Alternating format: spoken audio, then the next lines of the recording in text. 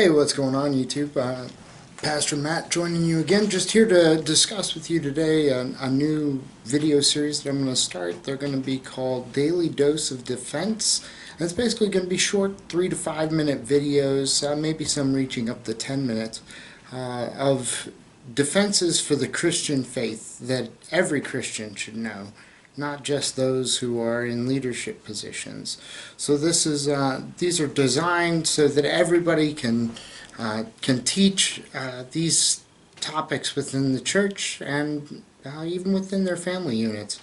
So without further ado, today I'm going to discuss 12 appearances of Jesus, giving him biblical traits outside of the Bible. The first three were all shared in the writings of Tacitus. Tacitus shows us, 1, that Jesus lived during the reign of Tiberius Caesar, 2, that he suffered under Pontius Pilate, and 3, that Christianity spread as far as Rome. So Tacitus writes in his Annals of Rome, "Nero fastened the guilt and inflicted the most exquisite tortures on a class hated for their abominations, called Christians by the populace.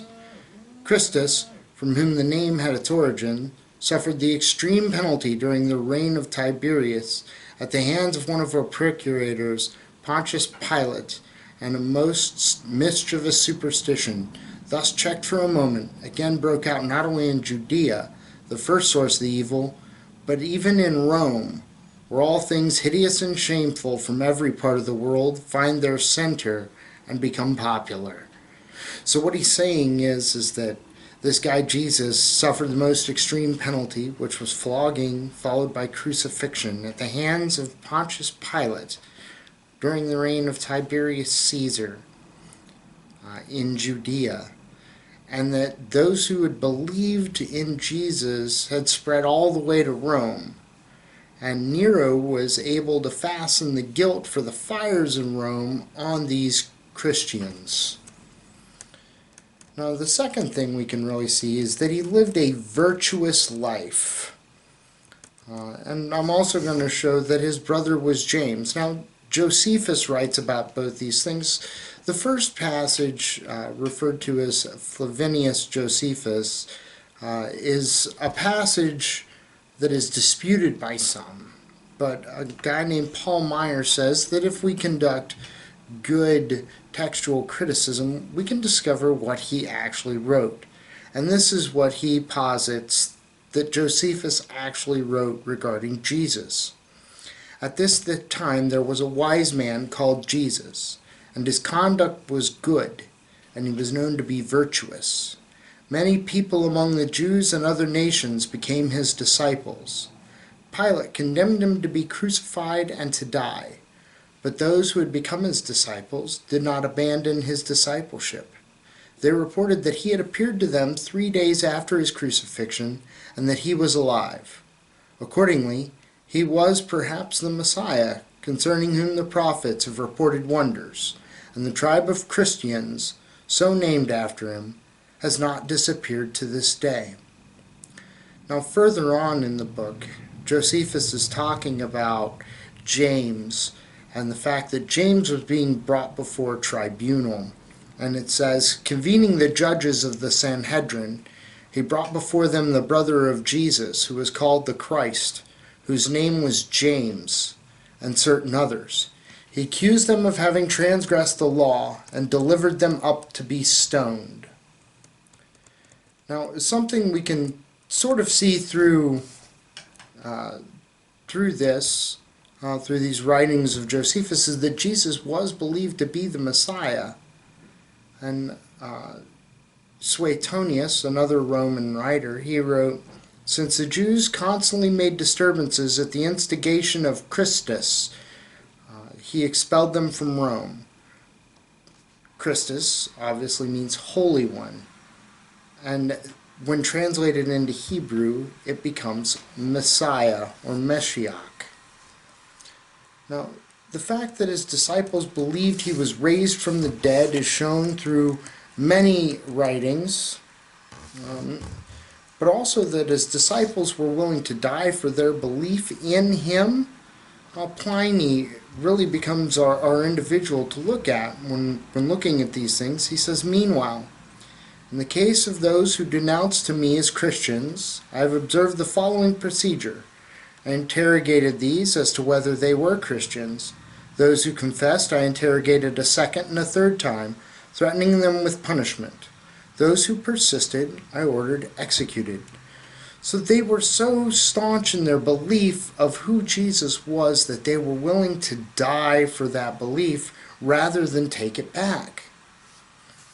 And now he is shown as a wonder worker through several different Gnostic texts, namely the infancy gospel of Matthew and the infancy gospel of Thomas, where it depicts Jesus as this miracle worker, wonder worker, who has been doing that since he was a child.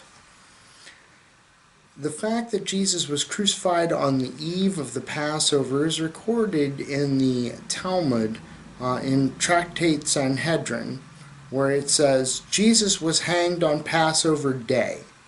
40 days previously the herald had cried, 'He is being led out for stoning,' because he had practiced sorcery," there's the miracle working, "and led Israel astray and enticed them into apostasy." So they were seeing that this was a new message that was being sent forth.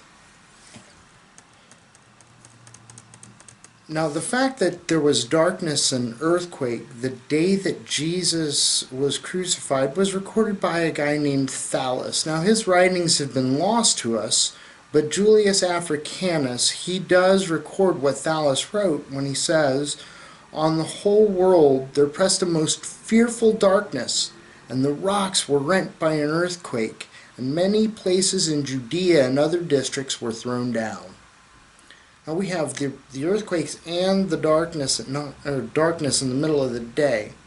Julius Africanus goes on to show that this darkness could not have been an eclipse, as was already covered in 200 by Tertullian and about 395 by Augustine. He shows that this couldn't have been an eclipse because we had a full moon at that time. Now his disciples, they worshipped him as God, and this is from that same letter from Pliny to Trajan. And it says, "They asserted, however, that the sum and substance of their fault or error had been that they were accustomed to meet on a fixed day before dawn and sing responsively a hymn to Christ as to God, and to bind themselves by oath, not to crime, but not to commit fraud, theft, or adultery, nor falsify their trust, nor refuse to return a trust when called upon to do so. When this was over, it was their custom to depart, and to assemble again to partake of food, but ordinary and innocent food." So when we take a look at these 12 things that are recorded outside the Bible, we can see very good evidence for who the New Testament claims Jesus to be and the surrounding characters around Jesus. And we could see why the disciples believed so decisively. Now, this is a minor figure in Rome. He wasn't seen as an emperor at the time, except for the fact that the disciples believed in him.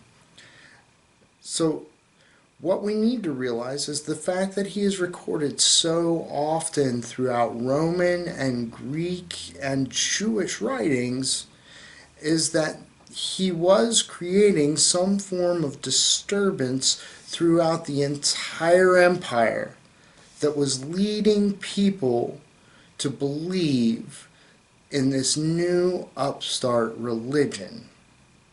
I hope this blesses you. God bless you, and goodbye.